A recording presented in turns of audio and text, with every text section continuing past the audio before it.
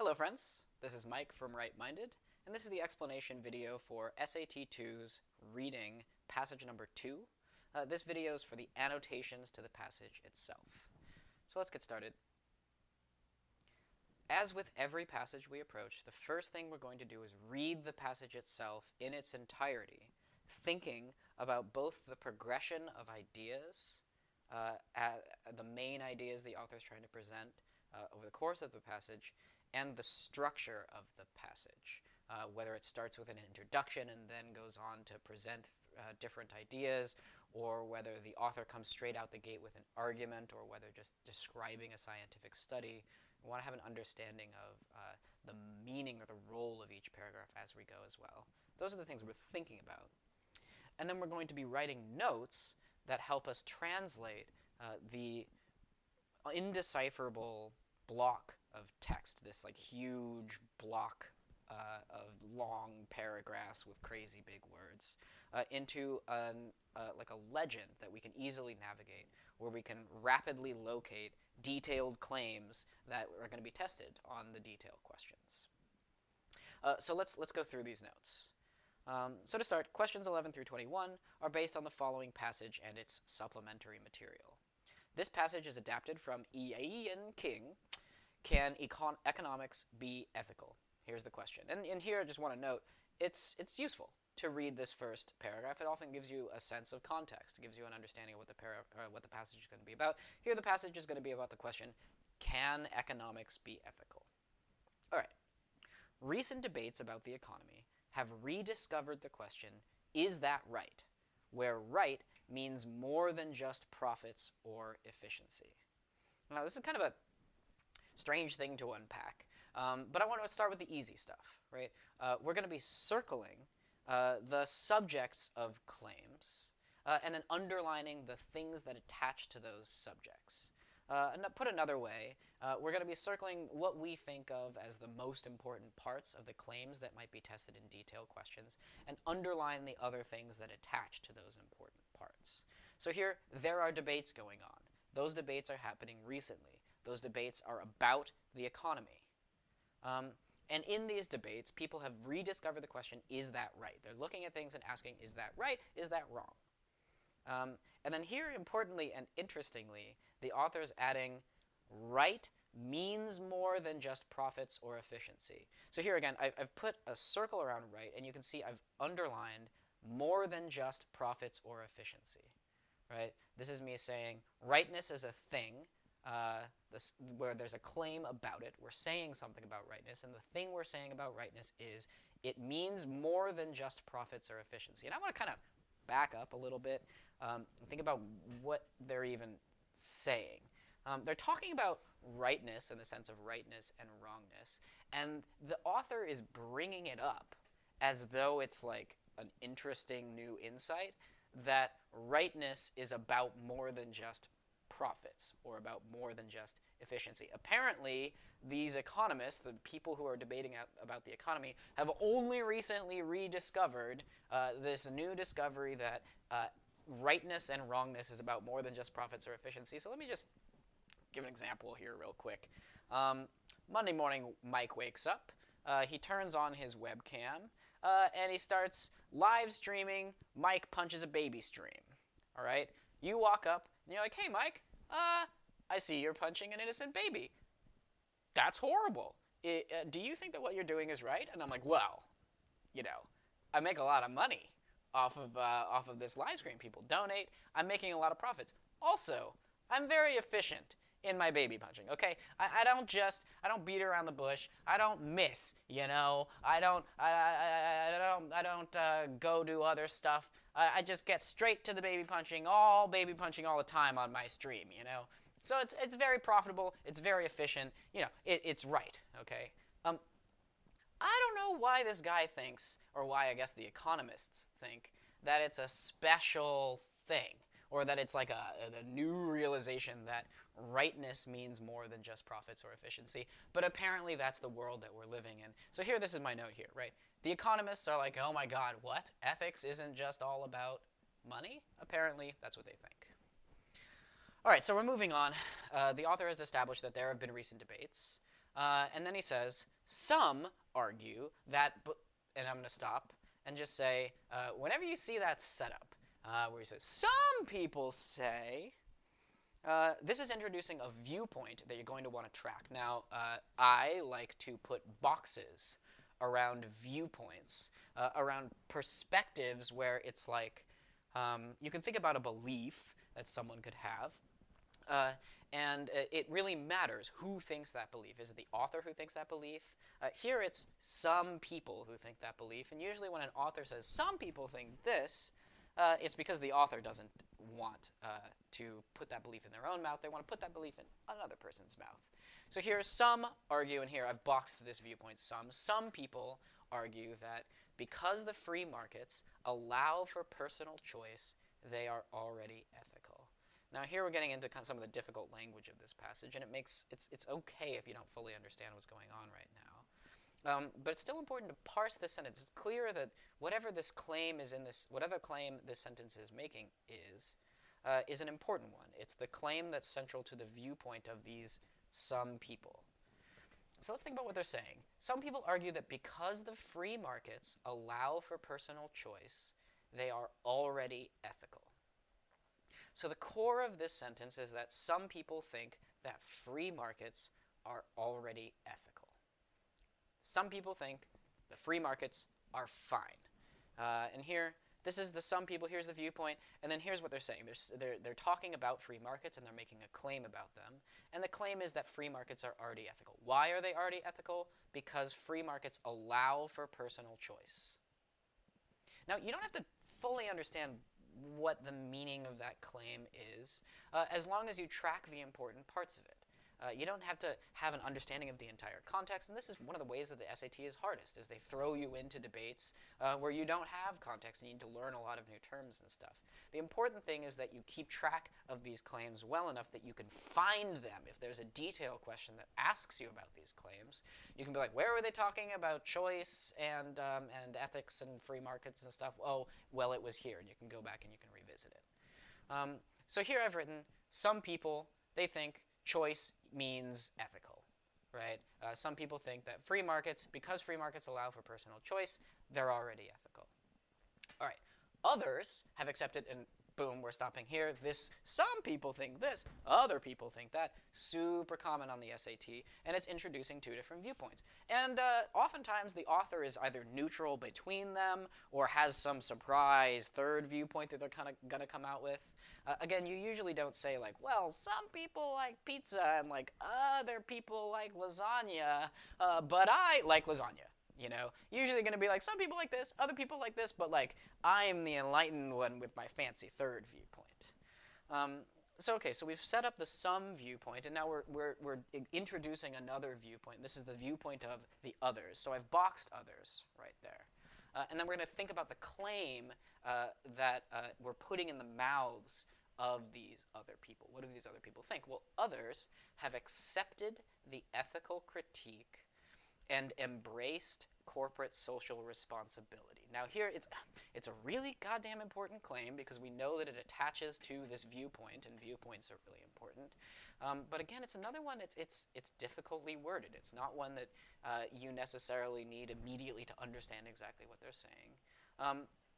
But again, it's worth diving into more deeply. Just think about each individual word in the sentence. Think about which words you know and which ones you don't know, and then just break it down word for word, right? So here, I want to start with, so others, they've accepted the ethical critique.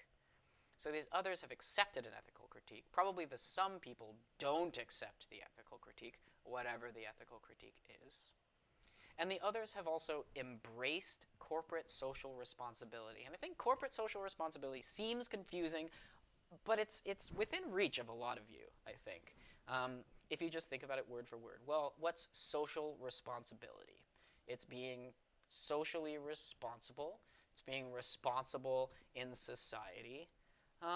And generally speaking, the way that we use it is like, you know, don't punch babies, don't litter, you know, be socially responsible person, recycle your damn bottles, you know. And so, okay, so that's social responsibility, and now we're talking about corporate social responsibility. corporate social responsibility is business social responsibility. This is like the other people embracing corporate social responsibility. These are other people saying, you know what? Actually, I have a new revelation, guys. I don't think businesses should be punching babies. Am I crazy here? So this is the others' perspective. We got some people think the free markets allow for personal choice. They're already ethical. Other people think that, well, they've embraced the ethical critique, or they've accepted the ethical critique, and they're embracing corporate social responsibility. These others think you have to be responsible. All right. But before we can label any market outcome as immoral or sneer at economists who try to put a price on being ethical, we need to be clear on what we're talking about. So I want to ask you right now, who's making this claim? So here's a claim. We need to be clear on what we're talking about. Someone's saying this. I want to ask you, who's saying this? What's the viewpoint here? And if you don't immediately know, pause the video, try to figure it out. Okay, so it's not the some people. We've already finished talking about the some people. And it might be the other people. We were just describing what the other people think. But here, actually, we've transitioned into the voice of the author. The author has said, some people think this, other people think that, but, and this is a really common structure. They think some people this, other people that, but I think that before we can do a bunch of stuff, before we can take a side on this issue, we need to be clear on what we're talking about. Here, this is the author saying, let's get clear on our definitions. All right, we've reached the end of the first paragraph, and we want to keep track both of, again, the main ideas that are happening and also the structure of the passage. Now here the main ideas are, we've introduced these two viewpoints, and we've gone over the viewpoints already. But I want to note the structure, and I think here especially the last sentence tells us what this passage is going to be about. You know, the author's core claim here is not about taking one side or another. The author's claim is like, before we take a side, we need to understand all the sides. Now, if that's the core claim of this passage, then the rest of the stuff that's coming is going to be an explanation of all the sides. So we can expect that the next paragraph is, hopefully it's going to be talking about side number one. Maybe it's going to be talking about the some people side. Maybe it's going to be talking about the other people's side. Or, you know, even though we have this reasonable expectation, the author might take a totally different tack and surprise us. The important thing is to have these sort of preconceived notions going forward so that we can either be surprised if the author goes in some totally different direction or gratified if the author stays in the direction that we expected them to. Okay. There are different views on where ethics should apply when someone makes an economic decision. So there's different viewpoints. This is sort of going along with what we expected. Let's explain the different viewpoints, please, author. Yeah? Consider Adam Smith. Oh boy. Hopefully this is viewpoint number one, right? Adam Smith, widely regarded as the founder of modern economics. Let's consider him.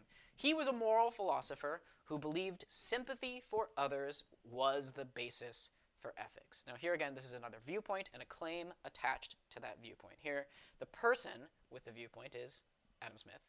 He's this guy, he's widely regarded as the founder of modern economics, and he thinks that sympathy is the basis for ethics.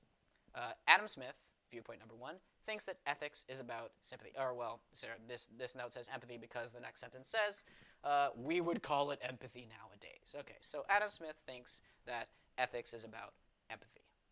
But one of his key insights in The Wealth of Nations, the book that he wrote, was that acting on this empathy could be counterproductive. He observed people becoming better off when they put their own empathy aside and interacted in a self-interested way. All right, so we're going to break that claim down again, and I think that this is worth it if you're reading through the passage as you go. If you don't immediately understand a core claim like this, where we're explaining what someone's core viewpoint is about, reread the damn thing until you understand it. Here, Adam Smith thinks ethics is about empathy, but he thinks that acting on this empathy, he's making a claim about what acting on this empathy is. He's saying acting on this empathy is counterproductive. It sometimes doesn't do what you think you want it to do. And he observed people becoming better off when they acted self-interestedly. So sometimes if you're being empathetic, it backfires on you, and it might have been better for everybody, or maybe at least better for you, if you were acting self-interestedly. Okay?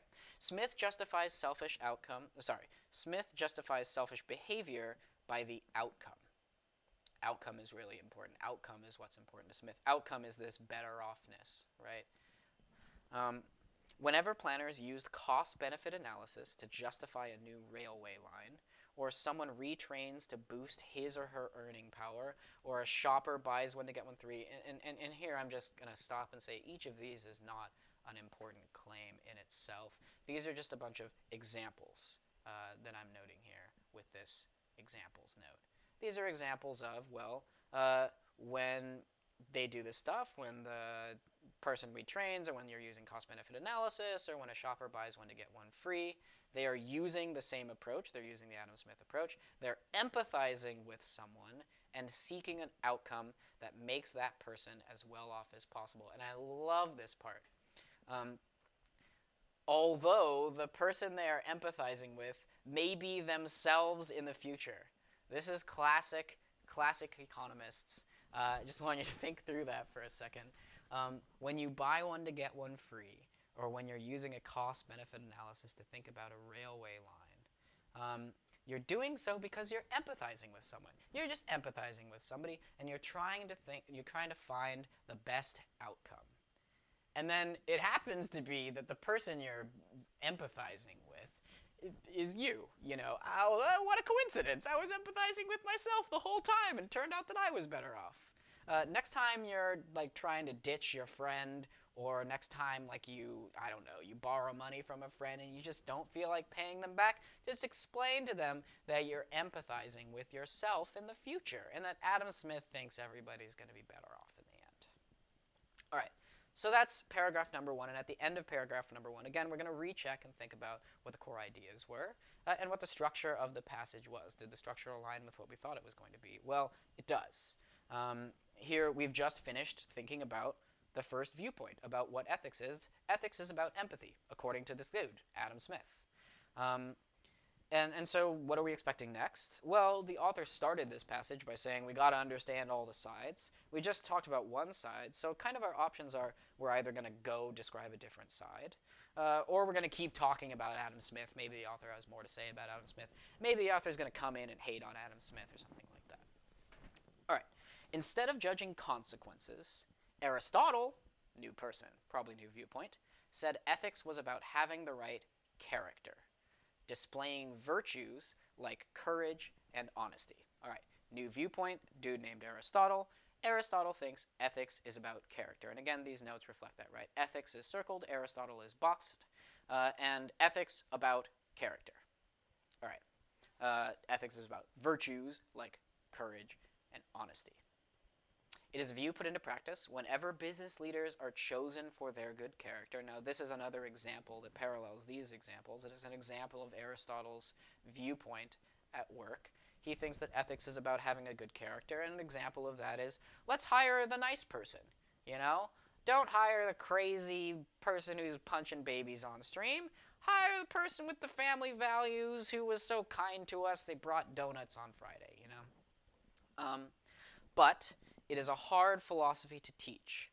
Just how much loyalty should you show to a manufacturer that keeps losing money? Show too little loyalty, and you're a greed is good corporate raider, which, you know, at this point I kind of suspect everybody, all of these people, all of these economists are. Too much loyalty, and you're wasting money on unproductive capital. Okay? Aristotle thought there was a golden mean between the two extremes. Now, if you didn't totally follow those examples, that's okay. There's something you don't want to show too much of or too little of, and Aristotle thought there should be a balance between these things. Okay. But if ethics is about character, it's not clear what those characteristics should be. Now, again, I want to ask, who is saying that? That's a claim. If ethics is about character, it's not clear what those characteristics should be. Who thinks that? Who thinks it's not clear? And again, you can pause the video if you don't immediately know. The answer here is that this is the author inserting their voice. They've done some explaining what Aristotle thinks, and they've done some reacting to what Aristotle thinks in this paragraph. Here they're explaining, oh, Aristotle thinks ethics is about character, but then the author hops in to say, it's a hard philosophy to teach, but it is a hard philosophy to teach, in my opinion. Here's this example I came up with where it's hard. You don't want to show too little loyalty, you don't want to show too much loyalty. I think it's hard. Aristotle comes back and says, well, really, it's all about balance, man. And then the author comes back again to say, well, yeah, maybe it's about balance, but if we're trying to figure out if ethics is all about character, then it's kind of still an open question like, what characteristics are the good ones?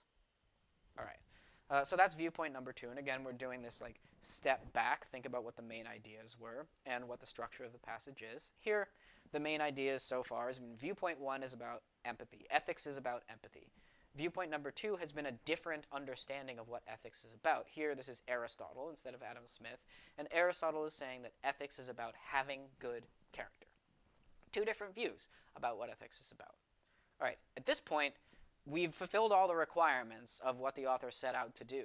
You know, the author said, there's going to be some different sides. We need to understand what the different sides are all about. And, you know, we're only halfway through this passage, so it's kind of up in the air what's going to come next. Maybe it's another side. Maybe it's the author's opinion. You know, maybe it's a continuation of what Aristotle was talking about, right? Maybe we're going to go back to Smith. Maybe we're going to talk about how these two interact. These are all ideas that you want to be thinking about, sort of actively asking yourself, what are the options that we could have going forward? All right, well, let's see what happens. Oh, there is yet another approach. All right, so this is viewpoint number 3, and this one doesn't have a name attached to it. It's not like there is yet another approach. My boy Sam thinks this.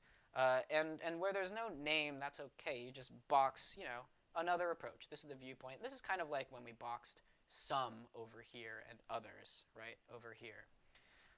So here's a box, and here's yet another approach. This is viewpoint 3, another.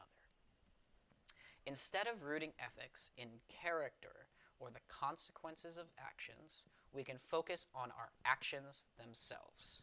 All right, now, hopefully you recognize character from Aristotle. Instead of rooting ethics in character, instead of doing the Aristotle thing, or consequences, and now this consequences is from Adam Smith, who talked so much about outcomes, we can focus on the actions themselves. So here, this is viewpoint number 3, ethics equals actions. Okay, from this perspective, some things are right, some wrong. We should buy fair trade goods. We shouldn't tell lies in advertisements. These are more examples. Some things are right and some things are wrong. Some actions are right, some actions are wrong. Ethics becomes a list of commandments, a catalog of do's and don'ts. And so here, this is a claim. This is, I think, the best claim that's attached to that viewpoint. Here on this viewpoint, we're focusing on actions. And another way of putting that is that ethics is about this list of do's and don'ts. You're allowed to do this. You're not allowed to do that. That's viewpoint 3 in a nutshell. Then we get another example. When a finance official refuses to devalue a currency because they have promised not to.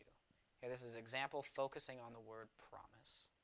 They are defining ethics this way. Okay. What is devaluing a currency? Do you need to know what devaluing a currency is? No. You just need to know that this is a good example. The role of this sentence is as an example of ethics as a list of do's and don'ts. Here it seems like whatever devaluing a currency is, it's something that you promise not to do. Don't break promises, says ethics. So, you know, this guy is not doing it because he promised not to. All right. According to this approach, again, this approach being the other approach, this ethics is action approach. According to this approach, devaluation can still be bad, even if it would make everybody better off. Okay. And I want to focus on this claim here. This viewpoint is making a claim. This viewpoint is saying devaluation, specifically, can be bad, even if it would make everybody better off.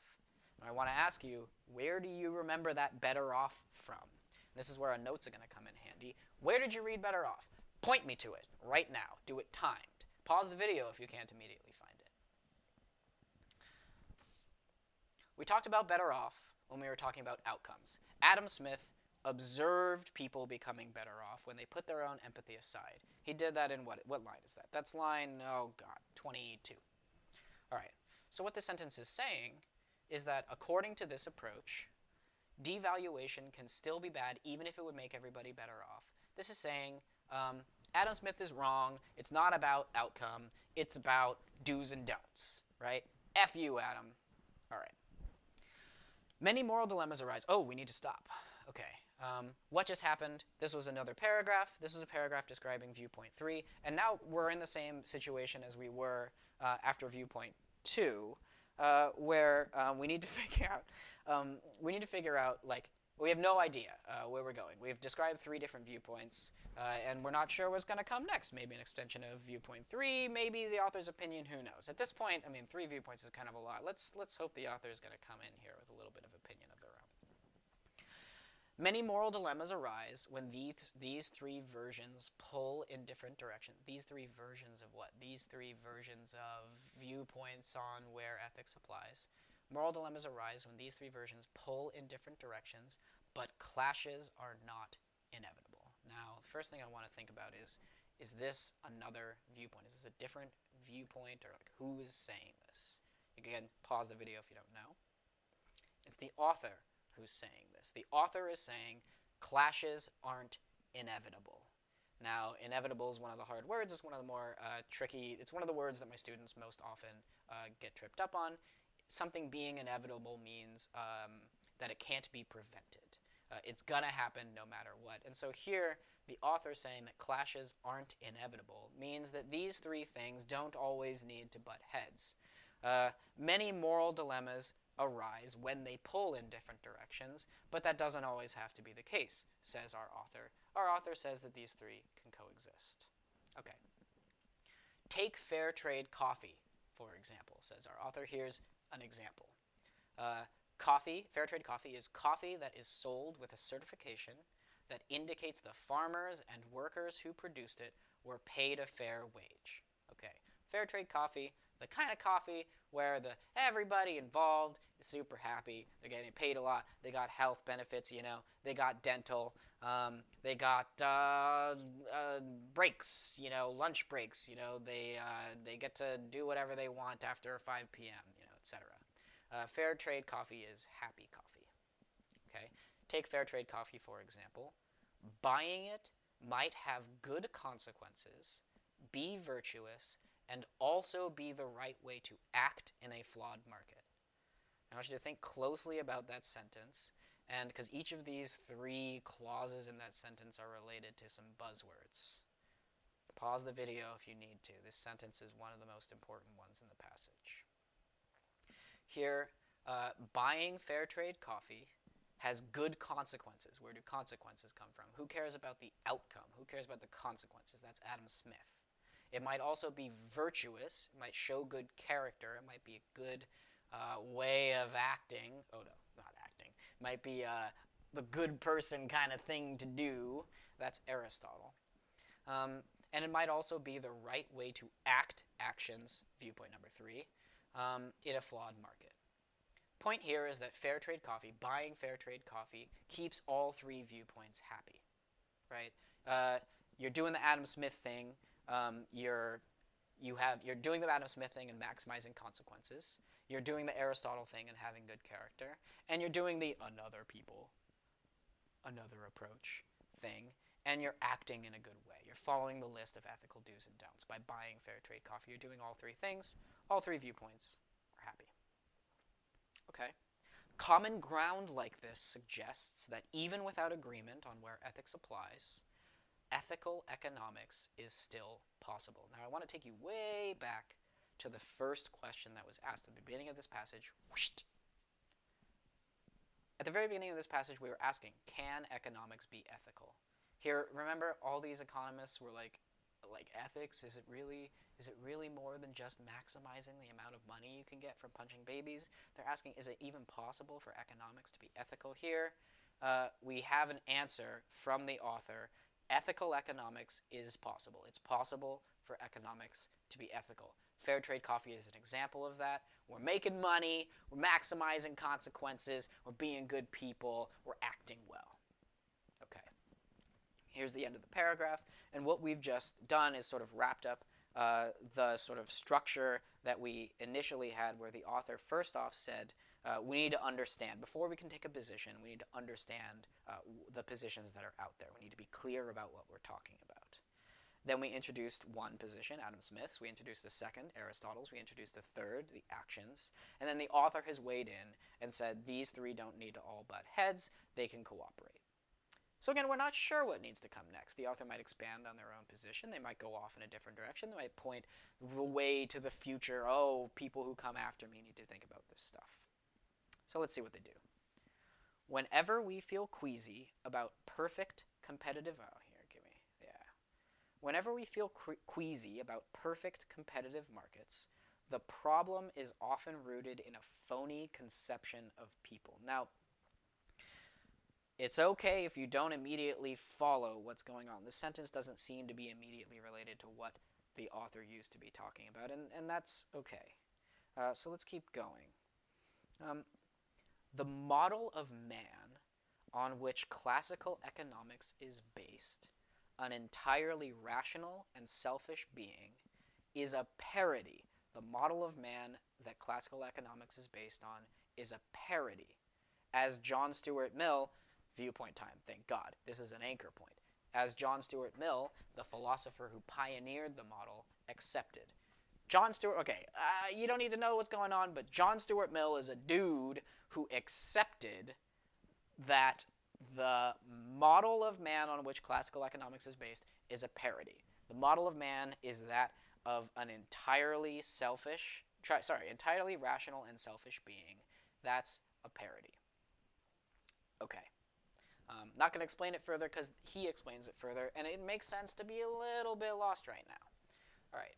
Most people, here's another viewpoint, most people think this, and this is unlike the some people think that. If you're saying most people think this, often, although not always, often you're probably on the side of the most people think this. And here, I think this is true in this passage, and here the author is saying most people, even economists, now accept that this economic man is a fiction. So again, we're sort of expanding on John Stuart Mill's perspective, although we still haven't gotten total clarity about it. The economic man is a fiction. Something about the way that we're thinking about people is wrong. If you've gotten that far, that's enough to be going on with. And here, now we can revisit these first couple sentences. The problem is a phony conception of people. There's this way that we're thinking about people that's wrong. Thinking about them as rational and selfish beings, that's a parody. The economic man, this model of man, this entirely rational and selfish being, that's a fiction. Okay, John Stuart Mill thinks this. Most people think this. Economists think this. Everybody thinks this. The author thinks this. All right, so this is the author, John Stuart Mill, and most people. And now the author finally gives us some clarity. And this is where it's really okay to move on at least to the end of a paragraph, or to be okay with temporary uncertainty in these passages. They are meant to have moments of confusion for you. Here, we behave like a herd. This is a claim that is, I think, really in the author's mouth. We behave like a herd. We fear losses more than we hope for gains. Rarely can our brains process all the relevant facts. In short, we are irrational. Real people are irrational. This is the claim that's being touted by the author, by John Stuart Mill, by most people. Okay. Now I want to take a step back at the end of this paragraph and ask, first off, what's the main idea? And we've covered it. The main idea here is that real people aren't rational. It's weird to think about, it's a fiction, it's a parody to think about people as being purely rational, purely selfish. Instead, we're weird in all these ways. We act like a herd, we fear losses more than we hope for gains, and rarely can our brains process all the relevant facts. Real people aren't these perfect economic mans, nor are they economic womens, I suppose, but this is back in Adam Smith and John Stuart Mill's sexist days. Rarely can our brains process all the smart people stuff that needs to go on to be a perfectly rational and selfish being. Okay. Here the author has made a new point, That doesn't seem to be one of the viewpoints on the old question. The viewpoints on the old question were like, what is ethics about? This doesn't seem to be a viewpoint on that. It seems to be a viewpoint on like the nature of humanity. Who are humans? Well, humans are weird. Humans are irrational. Likely, whatever the point is, whatever point the author is trying to make here, because it falls outside the scope of what we've been talking about, the next paragraph is probably going to have to, get to the point. It's going to have to illuminate why the author brought up this fact that people are irrational, they don't act normally. And that's what's going to happen in this last paragraph here. These human quirks, all the quirks he just went through, acting like a herd and stuff, mean we can never make purely rational decisions. And if you didn't understand what was going on until this point, here's where I think it's like the lowest piece of hanging fruit. And this is often true in the SAT. They'll have a bunch of really like convoluted, difficult to understand stuff, but at some point there will be a really straightforward claim that you can anchor yourself to. We can never make any purely rational decisions. All right. A new wave of behavioral economists, and here, man, this author loves describing viewpoints. Here's another viewpoint. Here's behavioral economists. They're aided by neuroscientists, and what are they doing? They're trying to understand our psychology. And so here again, we're back to the sort of basics. We've boxed a viewpoint. We're boxing behavioral economists. And we're attaching, and we're making a note of the claim that's attached to that viewpoint. Here, psychology is a thing they're trying to understand. Okay. They're trying to understand our psychology both alone and in groups so they can anticipate our decisions in the marketplace more accurately. All right. But psychology can also help us understand why we react in disgust at economic injustice or accept a moral law as universal. So the author is adding an additional claim to this viewpoint, saying that psychology can help us understand some of the stuff that we were talking about earlier. There's kind of a link here between econ now and like morality, accept a moral law as universal. We're talking about why do we feel disgusted by economic injustice. Psychology can help us understand some of the stuff we used to be talking about. Which means that the relatively new science of human behavior might also define ethics for us. Ethical economics would then emerge from one of the least likely places, economists themselves. Okay, I'll go through that again, those two claims in detail. Psychology can also help us understand why we react in disgust at economic injustice or accept a moral law as universal. This means that the relatively new science of human behavior, psychology, this means that psychology might also define ethics for us. Now here, this is the true link between what he was talking about here, this new problem that he introduced here. People are weird and they don't act purely economical. They don't act purely rational and self-interested. And the ideas that came above. And here they're saying psychology can help us define the question that we've just been debating. Psychology, studying the way that the human mind works, can help us define ethics. Psychology might answer the question that we were talking about this whole time. Ethical economics, the possibility for economists being ethical or the economy being ethical, might then emerge from one of the least likely places, economists themselves. Here, this is kind of a BS ending sentence, we're making a little joke. But I think actually there's something to economists being the least likely place from which ethical economics, from which ethics is going to come. Because remember, let's go back to the beginning. Recently we've all been having debates where we've all just realized recently that rightness is maybe more a little a little bit more than just about profits, just about efficiency. So again, ethical economics coming from economists themselves does seem unlikely. They just realized you shouldn't punch babies. Okay. The last thing we're going to look at is the graph. And here, you want to get a little bit of an understanding of what the graph is before you go to the questions. You don't need a totally thorough understanding, but you want to look at it, think about what the major story the graph tells is. So here, this is a graph of regular coffee profits compared to fair trade coffee profits in Tanzania. All right? Looking at Tanzania, we're measuring profits. We're comparing regular coffee profits to fair trade coffee profits. right? So we've got an x-axis that's years from 2000 to 2008, and we've got a y-axis that's amounts. Amounts of what? Amounts of profits. How much are the profits in Tanzania over these years? And then we've got two lines that measure fair trade coffee profits and regular trade coffee profits. And let's ask, wait, what is fair trade coffee again? Where did you read fair trade? Use your notes. Find it. Now. You're being timed. You know, you're behind schedule. Find it. Pause the video if you can't find it. Fair trade coffee. Right here. Here's your notes. It's line, what is it? Oh, it's this paragraph. Oh, line 57. Many moral dilemmas arise when the blah, blah, blah. Oh, what? So it's 59. Take fair trade coffee, for example. What is fair trade coffee? Fair trade coffee is coffee that is sold with a certification that indicates the farmers and workers who produced it were paid a fair wage. Fair trade coffee is happy coffee.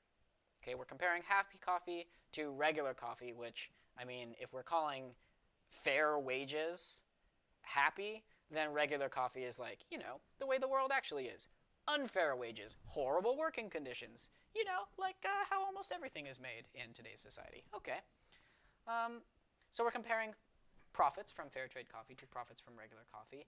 And the main story of this graph is that, hey, look at this. Fair trade coffee, these profits, they're pretty steady and they're pretty high. Look at that. 130 cents per pound. I don't know how much that really is, but it's, you know, a lot-ish. It's certainly a lot compared to regular coffee where, you know, it's going up and down, but the main pattern is it's lower. These profits are lower.